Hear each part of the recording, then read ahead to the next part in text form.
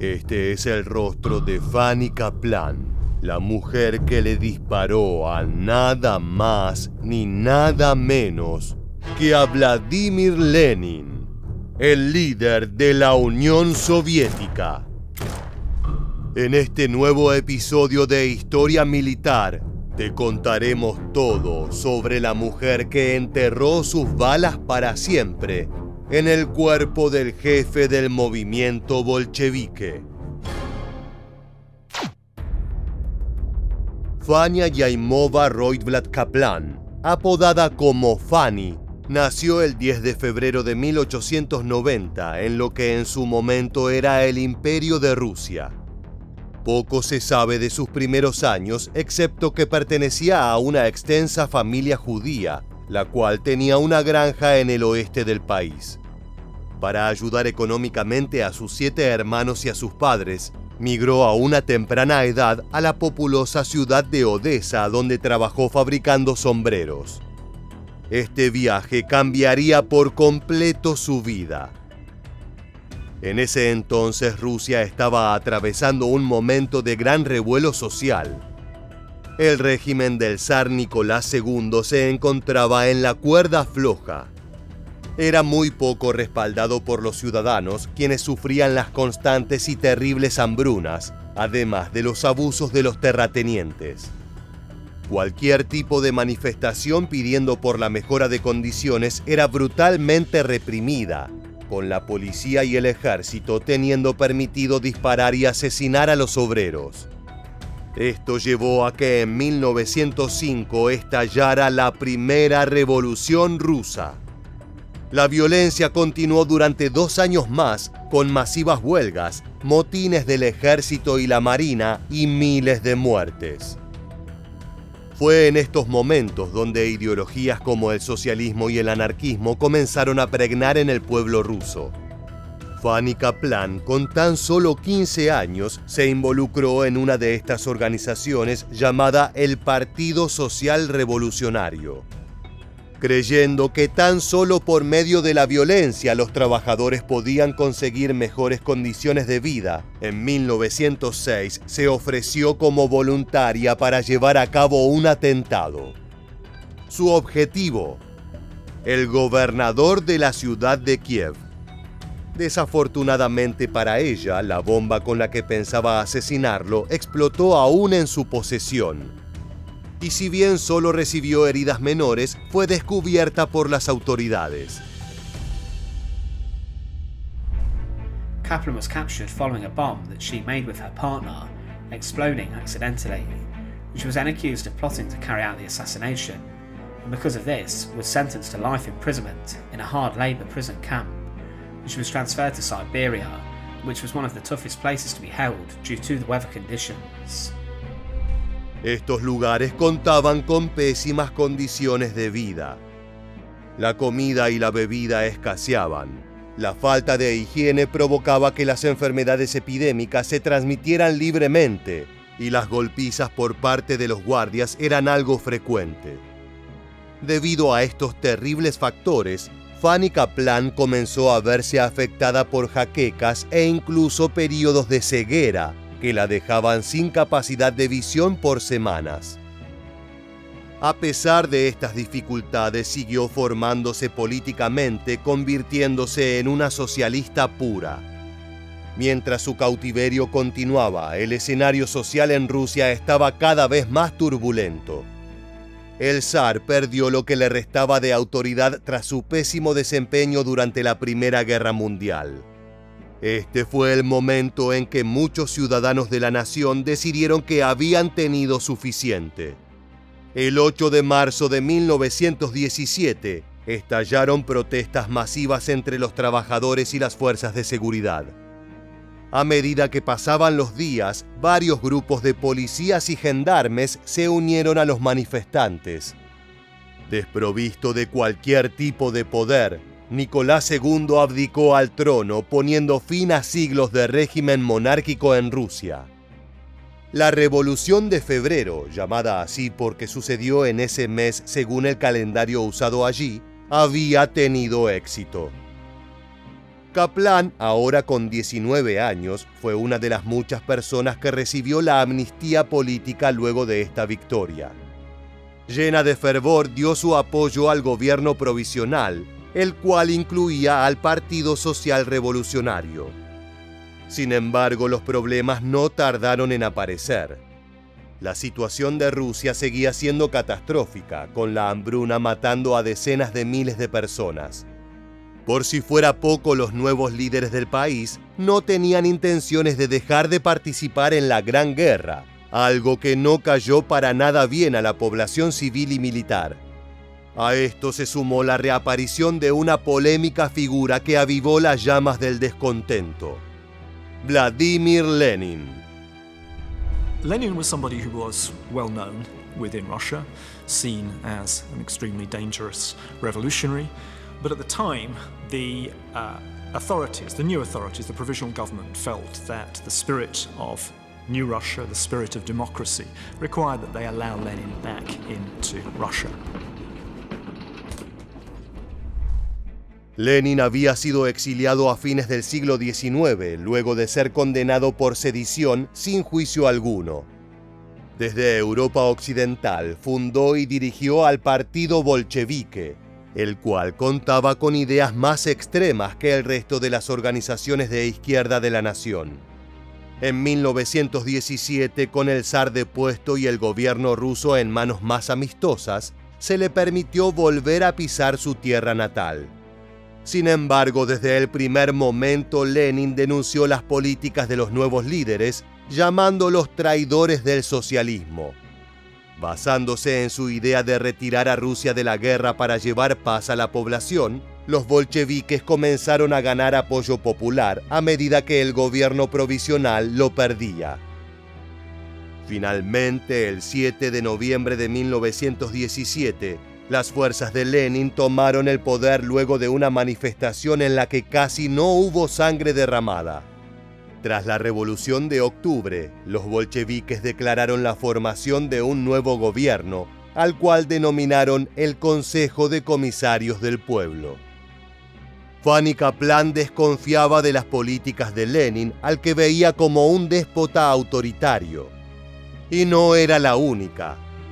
En las votaciones de la Asamblea Constituyente en enero de 1918, el Partido Social Revolucionario resultó el más popular entre los ciudadanos. Los bolcheviques, en cambio, contaron con únicamente un cuarto del apoyo. No contento con este resultado, Lenin declaró la votación como contrarrevolucionaria y disolvió la Asamblea. Ahora el poder estaba únicamente en sus manos. A medida que continuaron los meses, cada partido que protestaba contra el gobierno era prohibido. En agosto de 1918 les llegó el turno a los socialrevolucionarios, que habían sido aliados de los bolcheviques. Lenin argumentaba que no podía permitirse enemigos internos. Desde la Revolución de Octubre, aquellos leales al zar continuaban buscando restablecer el régimen monárquico, apoyado por la mayoría de las potencias europeas. Sin embargo, para muchos estos argumentos no eran suficientes. Creían que Lenin se había convertido simplemente en otro tirano que debía ser eliminado. Fanny Kaplan era una de ellos. Fue así como con tan solo 20 años decidió que el líder de Rusia era un traidor a la revolución y por lo tanto merecía la muerte.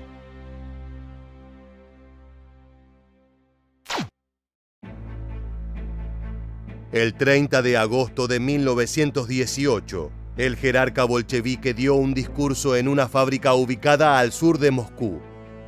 Cuando se retiraba y se encontraba dirigiéndose hacia su vehículo, Kaplan apareció por entre la multitud y lo llamó. Mientras Lenin se daba vuelta, le disparó 3 veces con un revólver. 2 balas dieron en el blanco. Una le entró por el cuello y atravesó su pulmón, mientras que la otra quedó incrustada en uno de sus hombros.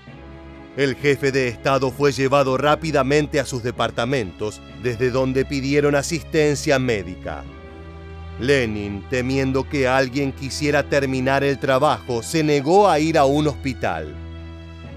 Luego de que el líder bolchevique fue retirado del lugar del atentado, la historia se vuelve confusa y llena de contradicciones. Un comisario ruso declaró que se encontraba a pocos metros de Lenin cuando ocurrieron los hechos y que al llegar detuvo a una mujer de apariencia sospechosa. Sin embargo, otro oficial dijo que solo apresó a Kaplan luego de que ésta haya sido identificada como la agresora por unos niños que la siguieron cuando intentaba huir. Lo que está fuera de discusión es que la potencial magnicida fue encarcelada y sometida a un interrogatorio. Allí cualquier duda sobre su culpabilidad se evaporó completamente. Kaplan, orgullosa de su accionar, confesó su culpabilidad en el intento de asesinato, reiterando en varias ocasiones que actuó sola. Declaró que el creciente autoritarismo de Lenin la llevó a planear su muerte, citando específicamente la disolución de la Asamblea Constitucional. También dejó en claro su lealtad al Partido Social Revolucionario y señaló al líder bolchevique como un traidor de la causa por haberlo prohibido. Sin embargo, cuando le preguntaron cómo había obtenido el revólver, se negó a responder. My name is Fanya Kaplan. Today I shot Lenin. I did it on my own. I will not say from whom I obtained my revolver. I will give no details. I had resolved to kill Lenin long ago. I consider him a traitor to the revolution. I was exiled to Akatui for participating in an assassination attempt against a Tsarist official in Kiev. I spent 11 years at hard labour. After the revolution, I was freed. I favour the Constituent Assembly and am still for it. El interrogatorio prosiguió por unos días, pero cuando quedó claro que Kaplan no entregaría a ningún cómplice, se decidió su destino. El 3 de septiembre de 1918 fue llevada al Jardín Alexandre en Moscú. La pusieron de rodillas y sin piedad le dieron un disparo en la cabeza que acabó con su vida. Pero su fin aún no había llegado. Luego de su asesinato, su cadáver fue colocado en un barril, rociado con gasolina y prendido fuego para que no quede rastro alguno de su cuerpo. La orden de su ejecución provino de Yakov Sverdlov, un político de alto rango dentro del partido bolchevique. Él mismo, 2 meses atrás, había ordenado la muerte del ex zar y de toda su familia, retenidos en el país desde la Revolución de Febrero. El asunto podría haber terminado allí, con una mujer insatisfecha con el gobierno de su país tomando cartas en el asunto y actuando completamente por su cuenta. Sin embargo, con el correr de los años surgieron a la luz muchos datos que pusieron en duda la versión oficial. Ciertas personas argumentan que el intento de asesinato era parte de una conspiración por parte del Partido Social Revolucionario para acabar con figuras claves del bolchevismo y así volver al poder.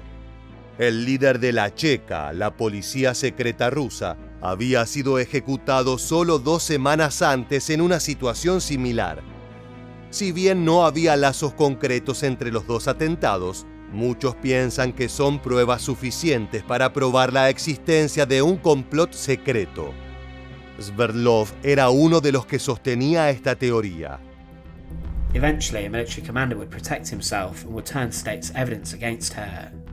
He would claim that Fanny Kaplan was a member of the Socialist Revolutionaries, that this was a plot conspired by them to kill Lenin. He would also say that Kaplan was said to have been the best person to carry out the attack, that she would attract the least suspicion in the crowd. Otra rama de detractores sostenían lo contrario.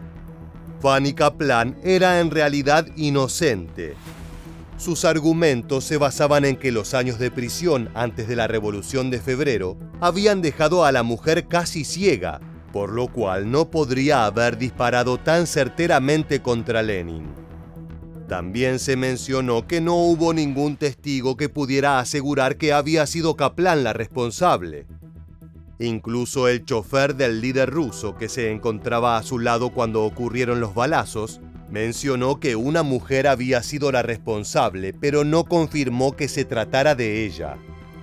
Las autoridades simplemente arrestaron a una persona de aspecto sospechoso y para salvar las apariencias la incriminaron junto con todo su partido para luego apresurarse a ejecutarla. Algunos incluso hablan de un complot dentro del mismo partido bolchevique realizado para deshacerse de la figura de Lenin. Para los que apoyan esta teoría, ciertos oficiales cercanos al líder aprovecharon el caos que se vivía por esos años en Rusia para intentar hacerse con más poder dentro del bolchevismo. Todo esto sucedió durante la llamada Crisis de Agosto, cuando la cúpula bolchevique fue atacada. Obviamente muchos vieron en esta crisis la oportunidad de quitarse de en medio a Lenin, fuera como fuera, y creo que uno de los que tenían más peso fue Yakov Sverdlov. Yakov Sverdlov, a pesar de la falta de pruebas, culpó a todo el Partido Social Revolucionario del intento de asesinato. Esto llevó a que en los meses siguientes se hiciera un llamado a luchar contra los enemigos de la revolución. Aproximadamente 800 personas pertenecientes a esta organización y a otras opuestas al régimen bolchevique fueron ejecutadas, muchas sin juicio alguno. Puede que la verdad sobre lo sucedido nunca se llegue a conocer. Las pruebas que podrían comprobar su culpabilidad, participación o inocencia se perdieron a través de los años. Lo único que se sabe a ciencia cierta es que Vladimir Lenin sobrevivió al intento de asesinato. Pero a pesar del fracaso del atentado, el líder bolchevique nunca volvió a ser el mismo. Los médicos no pudieron quitarle las balas del cuerpo y su salud se deterioró rápidamente en los años siguientes. Finalmente, tras un largo tiempo de agonía, Vladimir Lenin falleció el 21 de enero de 1924. Muchos creen que los disparos recibidos aquel día fueron los verdaderos responsables de su muerte. De ser así, el atentado habría sido más exitoso de lo pensado, asesinando al líder bolchevique a fuego lento. Luego de la muerte de Lenin, hubo un hecho que generó dudas sobre la versión de su intento de asesinato.